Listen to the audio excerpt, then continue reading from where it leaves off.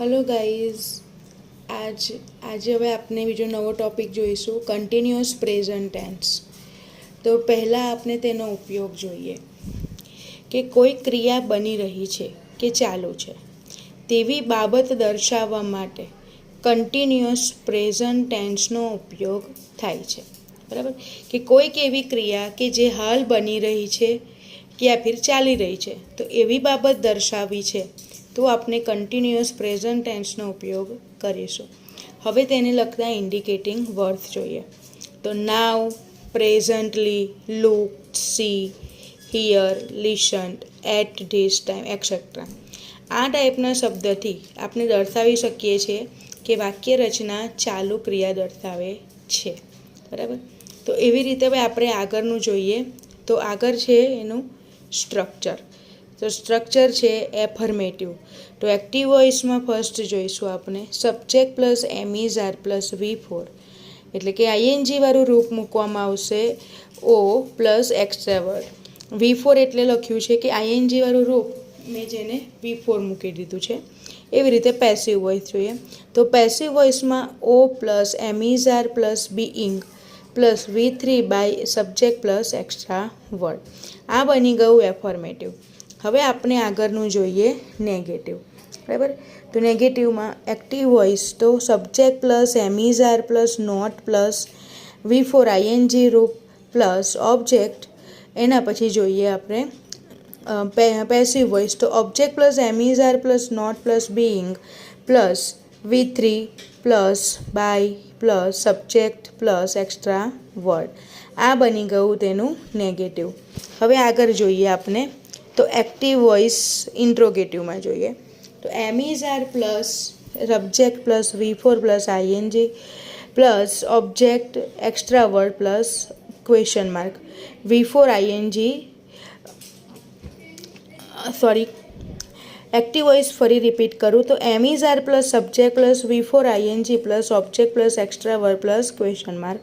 એવી રીતે passive voice જોઈએ તો પેસિવ વોઇસમાં પણ am is are plus object plus being plus V3 plus by plus extra word plus question mark. તો આવી રીતે આ એફર્મેટિવ, નેગેટિવ અને ઇન્ટ્રોગેટિવના સ્ટ્રક્ચર એક્ટિવ વોઇસ અને પેસિવ વોઇસ બંનેના આપણે જોયા।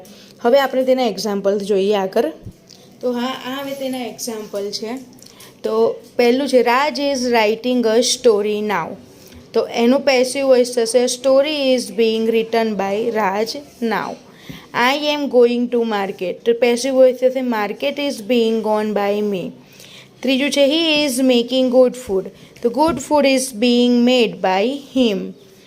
અહીંયા હીનું બની જશે him. Mahesh is learning dance now dance is being learnt by Mahesh now. અહીંયા જો હી સી ઇટ હોય તો જ્યારે આપણે તેનું પેસિવ વોઇસ કરીશું તો હિમ યા ફિર સી હશે તો હર થશે એવી રીતે। પણ જ્યારે નામ હશે આ રીતના તો નામ આપણે એનું એ જ લખવાનું રહેશે। We are watching movie. બરાબર, તો movie is being watched by us. Rajesh is teaching maths તો maths is being taught by Rajesh. He is not writing letter is not being written by him। We are not learning English grammar is not being learnt by us। હવે અહીંયા વીનું બની ગયું us। Sohail is not speaking French is not being spoken by Sohail। They are not playing cricket is not being played by them। Interrogative જોઈએ is he working at house now is house being worked by him now।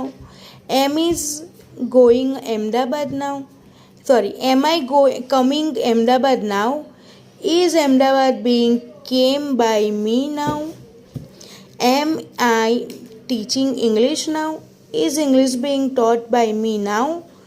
are you going to the railway station is the railway station being gone by you। તો આવી રીતે આપણે affirmative, negative, ઇન્ટ્રોગેટિવના વાક્ય બનાવીએ।